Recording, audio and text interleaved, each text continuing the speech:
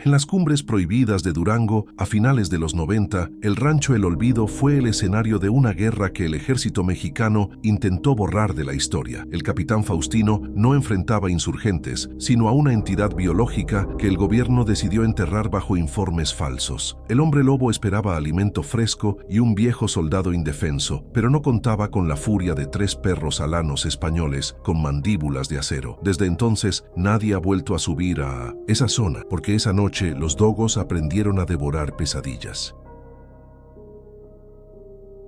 La Sierra Madre Occidental se erguía en el horizonte de Durango como una muralla de piedra y olvido durante los últimos suspiros de la década de los 90. En el corazón de esa geografía accidentada, donde el frío cala los huesos y el viento silba entre los pinos centenarios, don Faustino arrastraba su figura cansada pero firme por el patio de tierra de su rancho. A sus 68 años, las secuelas de décadas de servicio en la infantería mexicana se manifestaban en una cojera sutil y en 1900, una visión que comenzaba a nublarse como el cristal empañado por la neblina matutina. Sin embargo, su espalda conservaba la rectitud de un poste de hierro, una disciplina forjada bajo el sol inclemente del sur mientras combatía las sombras del narcotráfico. El silencio del valle era su única compañía constante en aquel rincón del mundo olvidado por Dios. El aislamiento de El Olvido no era un accidente del destino, sino una elección deliberada de un hombre que ya no buscaba gloria ni medallas de bronce. Las rutas de acceso, apenas senderos de tierra devorados por las lluvias torrenciales, mantenían a los curiosos alejados durante meses, convirtiendo la propiedad en una fortaleza natural de pinos y barrancos profundos. La rutina diaria de don Faustino seguía un esquema castrense, una estructura de acero en un mundo de carne y hueso que evitaba el colapso de su propio espíritu guerrero. Cada amanecer comenzaba antes de que el sol lograba perforar la bruma espesa, con el chequeo de los perímetros y la revisión meticulosa del ganado bovino de élite que pastaba en los claros de la montaña. La soledad se había transformado en un abrigo pesado que el viejo capitán vestía con un orgullo amargo y silencioso. La disciplina militar sobrevivía en los pequeños gestos, como el afilado diario de las herramientas y la limpieza obsesiva de un equipo que olía a pólvora y aceite mineral. Las articulaciones de don Faustino protestaban con cada movimiento brusco, un recordatorio constante de las marchas forzadas y las emboscadas sufridas en las selvas calientes de Guerrero y Michoacán. A pesar del dolor punzante que le recorría las rodillas, el antiguo capitán se negaba a claudicar ante la vejez, manteniendo su rancho como si fuera un puesto de avanzada en territorio hostil. Sus manos, curtidas por el trabajo y las armas, poseían una memoria muscular que desafiaba el paso del tiempo, permitiéndole operar con una precisión letal bajo cualquier circunstancia climática. En aquel entorno rural, la debilidad era una sentencia de muerte que el veterano no estaba dispuesto a firmar bajo ninguna circunstancia. Su Winchester modelo 70 era más que un arma de fuego, era un apéndice de su propia voluntad, una extensión de su brazo derecho que descansaba siempre al alcance de la mano. La culata de madera, desgastada por el roce constante de la palma, contaba la historia de 1000 patrullas, mientras que el acero del cañón conservaba un brillo oscuro y amenazante. A su costado, en 1900, una funda de cuero rígido, reposaba un cuchillo de caza forjado en acero damasco, cuya hoja presentaba patrones ondulados que recordaban el fluir de un río de sangre antigua. Estas herramientas representaban su última línea de defensa contra un mundo que se volvía cada vez más salvaje y menos comprensible para un soldado de la vieja guardia. Don Faustino confiaba en el peso del metal y la precisión mecánica para mantener a raya las incertidumbres de la noche. El verdadero corazón de su sistema defensivo, sin embargo, no residía en el acero frío, sino en la musculatura poderosa de su trío de alanos españoles. Estos perros de presa, de pecho ancho y mandíbulas capaces de triturar fémures de ganado con un solo crujido, patrullaban el perímetro con una ferocidad controlada y un silencio absoluto. Su pelaje tigrado se camuflaba perfectamente entre las sombras de los pinos y la maleza seca del invierno en Durango, convirtiéndolos en fantasmas letales para cualquier intruso. Eran animales, imponentes, criados originalmente para derribar jabalíes salvajes, poseedores de una resistencia física física que desafiaba las pendientes más pronunciadas de la Sierra Madre Occidental. Don Faustino los miraba con un respeto seco, reconociendo en ellos la misma lealtad inquebrantable y el mismo instinto depredador que alguna vez definió a sus mejores hombres en el campo de batalla. Los canes no eran mascotas, sino los últimos soldados bajo su mando, entrenados para reaccionar ante señales tácticas, sutiles que solo un veterano de guerra podría impartir. Su comportamiento era una danza de vigilancia constante. Nunca ladraban en vano, reservando su energía para la confrontación física y la protección del territorio contra depredadores naturales como pumas u osos. Cada uno de los alanos conocía su posición en el esquema de seguridad, cubriendo los puntos ciegos de la casa de piedra con una inteligencia animal que rozaba lo sobrenatural. La fuerza bruta de sus cuellos y la potencia de sus extremidades aseguraban que nada pudiera cruzar la cerca perimetral sin que don Faustino lo supiera de inmediato. Eran los guardianes del olvido, criaturas de guerra que compartían con su dueño el peso de un pasado violento y un presente marcado por la desconfianza. El entorno que rodeaba el rancho contribuía a una atmósfera de vigilancia perpetua, con sus cañones profundos que atrapaban los ecos y los multiplicaban en una cacofonía inquietante. El aire en la Sierra Madre Occidental, a finales de los 90, solía estar cargado de una humedad gélida que impregnaba la ropa y oxidaba el ánimo de los más débiles. Los bosques de pinos eran tan densos que la luz solar apenas lograba tocar el suelo, creando un reino de penumbras permanentes donde la visibilidad se reducía a unos pocos metros. Este aislamiento geográfico era tanto una bendición como una maldición, pues mientras protegía al capitán del caos del mundo exterior, también lo dejaba vulnerable ante amenazas que no figuraban en los manuales militares. El silencio de la montaña no era una ausencia de ruido, sino una presencia física que observaba atentamente cada movimiento de don Faustino. Las carreteras que conectaban la propiedad con los pueblos más cercanos eran poco más que cicatrices polvorientas en el terreno, frecuentemente bloqueadas por desprendimientos de rocas o inundaciones repentinas. Durante la temporada de lluvias, el rancho El Olvido se transformaba en una isla inaccesible, cortando cualquier comunicación física con el resto del estado de Durango durante semanas enteras. Este retiro forzado obligaba a don Faustino a depender exclusivamente de su astucia y de los suministros acumulados con rigor logístico en su bodega de piedra. No había patrullas policiales que llegaran hasta allí, ni servicios de emergencia que pudieran responder al llamado de un hombre que había decidido borrar su nombre de los registros oficiales. En ese aislamiento total, la seguridad dependía de la integridad de los cercados y de la agudeza sensorial de sus perros, quienes olfateaban el viento en busca de cualquier anomalía. Entre los campesinos de las zonas bajas circulaban historias susurradas sobre los nahuales, seres antiguos que habitaban las cumbres más remotas y que supuestamente poseían la capacidad de cambiar de piel. Se decía que estos hombres habían vendido su alma a cambio de la fuerza de un lobo para robar el ganado y arrebatar la vida de aquellos que se aventuraban demasiado lejos. Don Faustino, con su formación científica y su escepticismo militar, escuchaba estos relatos con una mueca de desdén, atribuyendo las desapariciones a los depredadores comunes o a la violencia humana. Sin embargo, el olor constante a resina de pino y sangre seca, que a veces traía la brisa nocturna, lograba despertar un instinto de alerta que el capitán no podía ignorar. En la Sierra Madre, la línea entre la leyenda y la realidad biológica solía ser tan delgada como el filo de su cuchillo de Damasco. El confinamiento en el rancho representaba el capítulo final de una vida dedicada al cumplimiento del deber bajo circunstancias extremas y a menudo moralmente ambiguas. Cada noche, antes de cerrar la pesada puerta de madera reforzada, don Faustino realizaba una última inspección visual del horizonte, buscando cualquier señal de movimiento inusual en la linde del bosque. La reclusión no le pesaba como una condena, sino que funcionaba como un santuario donde podía controlar cada variable de su existencia, lejos de las traiciones políticas y la corrupción sistémica. Sin embargo, en el fondo de su conciencia, el veterano sabía que la paz era solo un intervalo entre batallas y que su estancia en el olvido podría terminar de forma violenta. El aislamiento era su armadura y sus perros eran su escudo, pero la montaña siempre guardaba secretos que ningún hombre podía prever completamente. La mañana comenzó con una calma engañosa que se fracturó al llegar al corral principal, donde el silencio era demasiado denso. Don Faustino encontró a su semental más valioso, un toro de casi una tonelada de músculo, convertido en una montaña de carne inerte sobre el suelo de tierra roja. No era el trabajo de una jauría de coyotes ni de un puma hambriento que busca una presa fácil en la oscuridad. El animal presentaba una apertura abdominal realizada con una precisión que desafiaba la lógica de los depredadores naturales de la Sierra Madre Occidental. La cavidad torácica estaba expuesta, mostrando costillas rotas hacia afuera como si una fuerza hidráulica hubiera operado desde el interior del animal. El vapor aún subía de las vísceras, mezclándose con la neblina gélida de Durango en un espectáculo dantesco que helaba la sangre del veterano capitán de infantería. La garganta del enorme bovino había sido arrancada por una mordida de dimensiones colosales, una herida tan ancha que sobrepasaba el alcance de cualquier cánido catalogado por la ciencia. No había desgarros erráticos, sino una remoción quirúrgica de la tráquea y las arterias principales, lo que sugería una técnica de caza perfeccionada a lo largo de décadas de evolución oculta. La sangre se había acumulado en un charco negro y espeso que saturaba el suelo, desprendiendo un aroma metálico que saturaba los receptores sensoriales del viejo militar experimentado. Don Faustino observó los bordes de la herida, notando cómo los tejidos habían sido cortados con una fuerza bruta pero controlada, indicando la presencia de un atacante con una mandíbula capaz de ejercer presiones insoportables. La magnitud del ataque transformaba el corral en una escena de crimen que carecía de cualquier explicación lógica o natural conocida. Lo que más perturbaba el juicio de don Faustino no era la carnicería en sí, sino el comportamiento anómalo de sus 3 alanos españoles. Estos perros, entrenados para enfrentar la muerte sin parpadear y para despedazar cualquier amenaza que cruzara el perímetro, se mantenían a una distancia prudencial del cadáver. Sus pelajes tigrados estaban completamente erizados, transformando sus lomos en una hilera de espinas rígidas que delataban un terror instintivo y profundo hacia el atacante invisible. En lugar de ladrar con la ferocidad característica de su raza, los canes emitían un gemido sordo y constante, un sonido que vibraba en sus gargantas con una frecuencia de miedo absoluto. Sus ojos, usualmente fijos y desafiantes, buscaban ahora la sombra de los pinos con una inquietud que el capitán nunca había presenciado en toda su carrera militar en las zonas de conflicto. Una gota de sudor frío recorrió la columna vertebral del veterano, provocando un escalofrío que no tenía relación con la baja temperatura de la montaña duranguense. Sus manos, habitualmente firmes como rocas, experimentaron un temblor casi imperceptible que delataba la activación de un trauma latente que creía haber sepultado bajo años de soledad. El ritmo cardíaco del antiguo capitán se aceleró bruscamente, golpeando sus costillas con la cadencia de un tambor de guerra que anunciaba la llegada de un enemigo formidable y antiguo. Esta reacción física de trastorno de estrés postraumático era un lenguaje que su cuerpo utilizaba para advertirle que el peligro no era nuevo, sino una resurrección de algo espantoso. Don Faustino respiró profundamente, intentando oxigenar su cerebro mientras su mente luchaba por procesar la información sensorial que gritaba una verdad que prefería ignorar sistemáticamente en su retiro. Al arrodillarse para examinar el suelo fangoso alrededor del toro muerto, el protagonista descubrió huellas que desafiaba cualquier clasificación biológica convencional presente en sus manuales. Los rastros mostraban una estructura similar a la de un lobo, pero con una longitud y anchura que triplicaban a las de un ejemplar de gran tamaño. Lo más inquietante era la presencia de marcas profundas que asemejaban dedos humanos deformados, terminando en garras largas que se habían hundido varios centímetros en la tierra compactada por la lluvia. La distribución del peso en las huellas sugería una criatura que podía alternar entre una locomoción cuadrúpeda y una postura bípeda con una facilidad aterradora y eficiente. Cada marca en el lodo era una declaración de intenciones de un depredador que poseía una musculatura desproporcionada y una agilidad física que superaba cualquier límite natural observado anteriormente. El aire circundante no solo olía a muerte y metal, sino que estaba impregnado de un hedor fétido que recordaba a la carne podrida mezclada con ozono. Era un aroma químico y biológico a la vez, una fragancia de descomposición activa que parecía emanar de la propia piel del atacante que se había retirado. Este olor activó una conexión sináptica inmediata en la memoria del capitán, transportándolo a una misión olvidada en las profundidades de las selvas del sur mexicano. Aquel hedor era la firma olfativa de una pesadilla que las autoridades siempre habían intentado borrar de los informes oficiales con tinta roja y mentiras piadosas. Don Faustino sintió cómo el vello de sus brazos se erizaba ante la confirmación sensorial de que la amenaza era una entidad de carne y hueso con capacidades biológicas anómalas. El ambiente se volvía cada vez más opresivo bajo el peso de aquel descubrimiento macabro. El recuerdo de de aquella operación militar secreta en los años 70 surgió con la violencia de una explosión controlada dentro de su cráneo, cansado y envejecido. En aquel entonces las órdenes fueron claras: eliminar cualquier rastro de una criatura que había masacrado a un pelotón entero en menos de 10 minutos de combate. El hedor a ozono y carne putrefacta era exactamente el mismo que ahora flotaba sobre el corral del olvido, un vínculo temporal que unía su pasado violento. Las imágenes de cuerpos despedazados y rostros desfigurados por el miedo volvieron a proyectarse con una nitidez insoportable, obligándolo a cerrar los ojos por un instante para recuperar el equilibrio. La percepción de que algo antiguo y sumamente peligroso había regresado para reclamar su territorio era ahora una certeza física que palpitaba en cada una de sus venas. El pasado no estaba muerto, sino agazapado. Con un movimiento fluido que desafiaba sus juntas adoloridas, don Faustino llevó su mano a la recámara del Winchester modelo 70 para verificar el estado de la munición. El clic del metal contra el metal fue un sonido reconfortante que le permitió anclarse en la realidad táctica inmediata, dejando de lado los fantasmas del pasado militar. Su pulgar acarició el seguro del rifle con una familiaridad nacida de 1000 noches de guardia en puestos de avanzada remotos y peligrosos de la geografía nacional. El peso del arma en sus manos funcionaba como un lastre necesario para evitar que su mente se perdiera en el laberinto de sus propios traumas psicológicos. Cada pieza de equipo que portaba se sentía de repente más vital, transformándose de herramientas de trabajo rural en instrumentos de supervivencia extrema contra una fuerza bruta e incalculable. La preparación física era su único escudo contra la locura inminente. El capitán realizó un escaneo visual lento y sistemático de la línea de pinos que rodeaba el rancho, buscando cualquier anomalía en el patrón de las sombras. Su visión fallaba en los detalles finos, pero su entrenamiento le permitía detectar el movimiento más sutil y las alteraciones en el comportamiento de la fauna local del bosque. No se escuchaba el canto de las aves ni el susurro de los roedores entre la hojarasca, una señal de advertencia que el bosque emitía ante la presencia de un superpredador. Cada rincón oscuro parecía esconder una figura encorvada y masiva, observando sus movimientos con una paciencia maligna que helaba las esperanzas de cualquier encuentro fortuito o accidental. La sospecha de estar siendo vigilado se convirtió en una presión física en la nuca, un instinto de presa que el veterano no sentía desde hacía décadas de servicio activo. Al inspeccionar la cerca de madera que protegía el corral, don Faustino notó algo que hizo que su sangre se enfriara aún más de lo esperado. El traba de la puerta de madera no había sido destrozado por la fuerza bruta, sino que el mecanismo había sido manipulado con una destreza casi humana. Las marcas de garras en la madera sugerían que la criatura poseía extremidades capaces de realizar movimientos finos y coordinados, similares a los de un primate o un hombre deformado. Este detalle eliminaba la posibilidad de que se tratara de un animal puramente instintivo, revelando una inteligencia táctica que buscaba minimizar el ruido durante la entrada al territorio enemigo. La capacidad de abrir cerrojos y portones transformaba al hombre lobo en una amenaza técnica, alguien que comprendía el funcionamiento de las herramientas humanas para utilizarlas en su beneficio propio y letal. El cerco ya no era seguro. Un temblor persistente en su rodilla izquierda, secuela de una herida de granada antigua, comenzó a latir con una intensidad que dificultaba su estabilidad sobre el terreno irregular. Don Faustino apretó los dientes, forzando a su cuerpo a obedecer las órdenes de una voluntad que se negaba a sucumbir ante el pánico o el cansancio físico. La adrenalina comenzó a filtrarse en su sistema, agudizando sus sentidos, pero también despertando los ecos de una agresividad que había intentado domesticar durante su retiro en la sierra. El aire frío de Durango quemaba sus pulmones con cada respiración profunda, mientras su mente evaluaba las rutas de escape y los puntos de defensa posibles dentro de la casa. La vulnerabilidad de su posición actual era evidente, y la conciencia de que el depredador conocía su rutina diaria aumentaba la sensación de un cerco psicológico que se cerraba lentamente sobre él. Las memorias de los informes oficiales que tuvo que redactar y luego destruir bajo presión de sus superiores volvieron a su mente con una claridad espantosa y reveladora. Recordó cómo los generales se negaban a reconocer la existencia de anomalías biológicas, prefiriendo clasificar las masacres como ataques de grupos insurgentes o de carteles de la droga especialmente brutales. Las evidencias físicas, como los moldes de las huellas y las muestras de tejido sarnoso, desaparecían de los laboratorios militares sin dejar rastro ni explicación alguna para los investigadores investigadores involucrados. Don Faustino comprendió que él mismo había sido cómplice del silencio, que ahora permitía a esta criatura cazar con total impunidad en las montañas de Durango y más allá. El peso de la responsabilidad histórica caía sobre sus hombros, recordándole que los secretos que uno ayuda a enterrar suelen encontrar siempre el camino de regreso a la superficie con sed de venganza. La inteligencia del depredador se manifestaba en la forma en que el cadáver del toro había sido colocado, casi